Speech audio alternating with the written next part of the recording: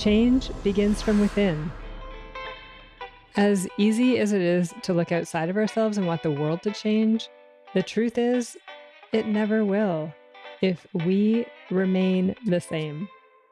This podcast was created for changemakers like you who want more love and connection in your community. Today, you are going to hear stories that will inspire you and also challenge you to be the change. We are going to go deep, my friend. So take a deep breath and settle in. My name is Emilia Tamburini. Welcome to the Circle of Change. Welcome once again to the winter season of the Circle of Change.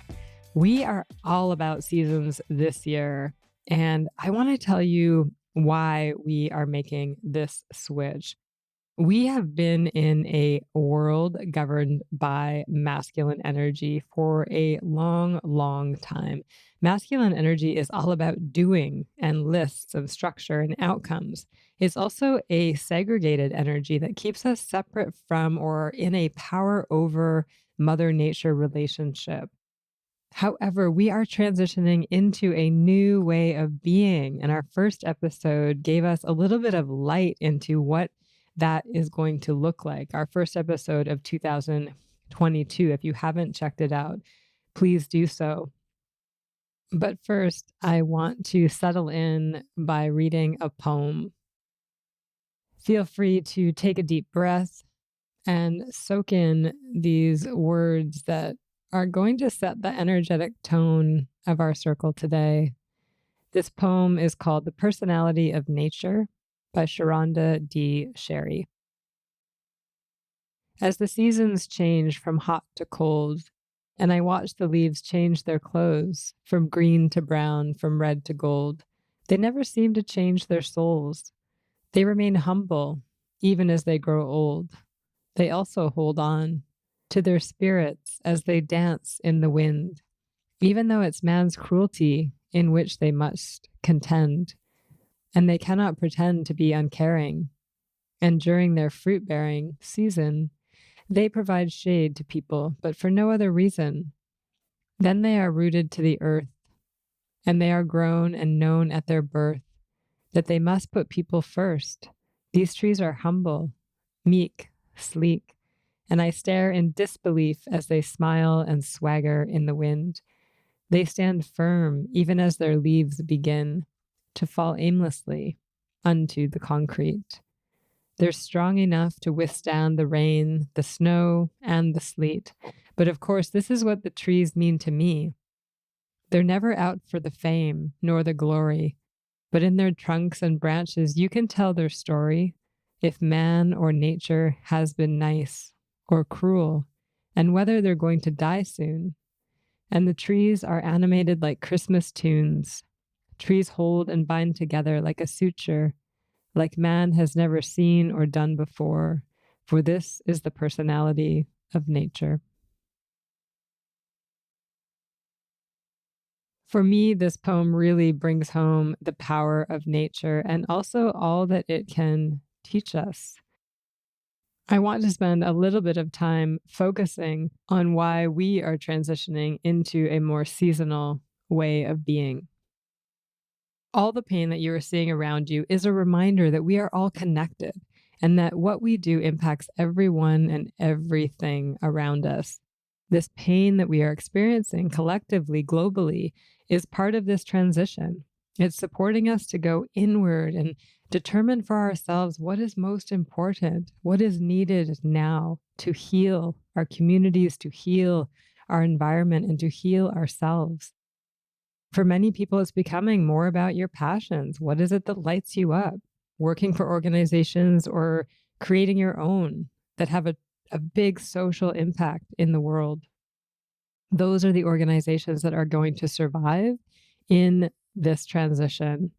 And this is an amazing thing because this is God's way. This is the way of divine energy and spirit. And it was what was always intended for us to remember that we are interconnected. Part of being the change for us here at Circle of Change and with Hum Consulting is embracing the rhythm of the year, the natural flow of things. Nature is truly our biggest teacher for how to be. And I want to encourage all of you with these words to settle into or try on this new way of being. Many people think that this time of year is the time of year to get really busy. Did you create New Year's resolutions? We think that we need to start immediately to resolve all these New Year's resolutions to set life straight again. There are so many messages out there about making lists and putting your first quarter goals together. And all of that is really important if you want to move some of your dreams forward. However, what the seasons tell us is that winter is a time for settling in, for taking stock of our resources, including our own wisdom, and gathering together around the fire. If we get super busy in the doing of things, you're going to find it challenging.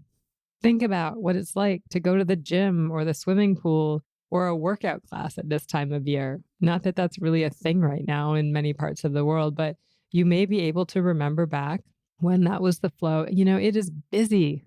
Everyone is rushing around trying to be or do or get better. You can't book in to see your favorite yoga teacher. There aren't any parking spots. The lineup for the treadmill is 45 minutes long.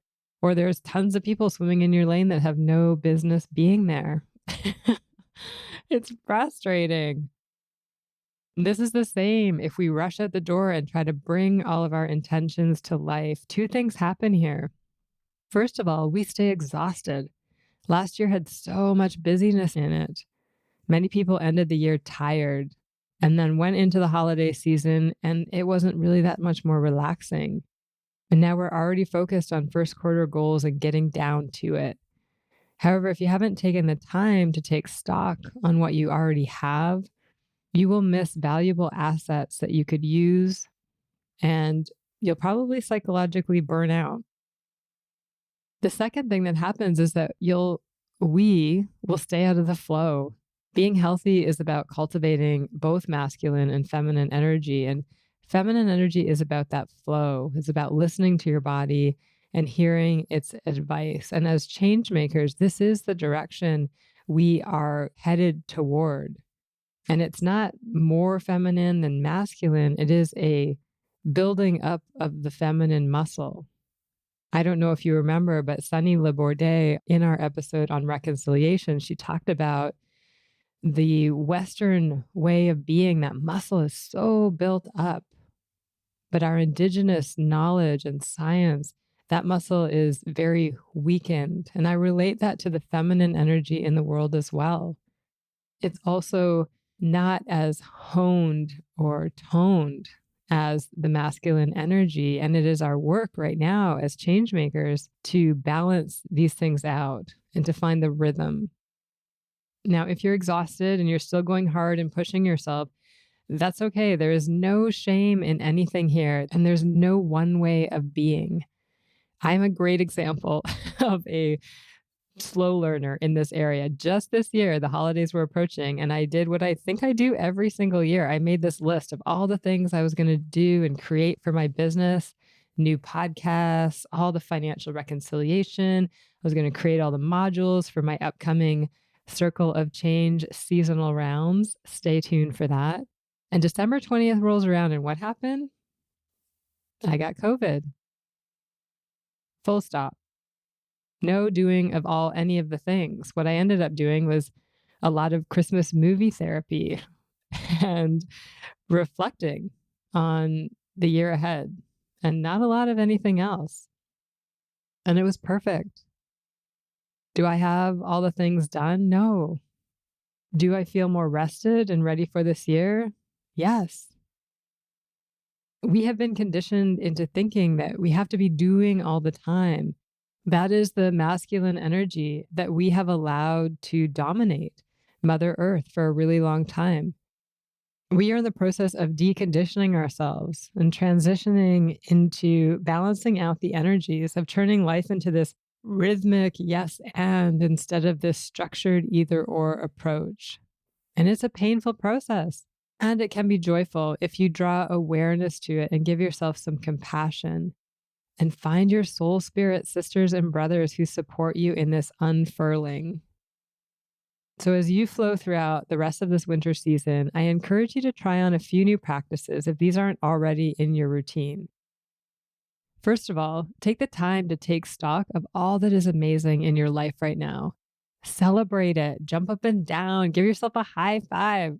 Literally do that and be grateful. Secondly, look around you and take note of all the resources that you have: a home, a warm bed, the food in the fridge and the cupboards, the friends that support you to be your best self, money in your bank account, no matter how much or how little, your business besties, the online courses, the books, the teachers in your life. Celebrate all the resources that you have right now to support you and lift you up. And thirdly, gather together. Winter is about cozy fires and deep, long chats and journaling and reflective practices. So find your people and carve out that time in your calendar, 2 to 3 hours, and settle into this pace of winter. Please let me know how these practices go for you or what the resistance is that crops up. I would love to support you in working through that. And the seasonal rounds that we're creating that you're going to hear more and more about as we go forward, those environments are all about surrounding yourself with other change makers who are spiritually led and are ready to do the work of deconditioning and learning new ways of being that are going to transform our world in short order. Next week, we have an amazing circle conversation with a love and relationship coach. I'm so excited to deliver this circle to you. This conversation is going to open your mind to endless possibilities with your intimate partner. And if you don't have a partner, this is mandatory listening before you get into a relationship, if that is your desire. And if you're at your end and you can't see a way forward with your current partner, then this conversation will give you that path. As you may know, intimate partner relationships have been my biggest teacher in life, and I know that is likely true for you as well. So tune in next week to learn the ways of being that will forever transform your relationship and bring you closer to your truest self. I am sending you love and light, change maker. Take time to settle in, reflect on all that is good in your life, reflect on all the resources that you have, and celebrate what is going to be birthed in this amazingly auspicious year of 2022. Ciao. I'm now passing the talking piece to you. If you feel called to put your voice in the circle, please head to humconsulting.ca/podcast and share your story there. I cannot wait to hear what has come up for you as you have listened to what has been shared here today. I wish you love and joy beyond your wildest imagination. Thank you so much for being here in the Circle of Change. I also want to express my gratitude to the following peeps. Circle of Change is recorded on Lekwungen territories, and I am so grateful to live on this land. Our opening and closing music was created by the talented E-Roll Beats. You can find his creations at erollbeats.com. And special thanks to my coach, Mary Chan of Organized Sound Productions, for bringing this podcast to life. Until next time, ciao.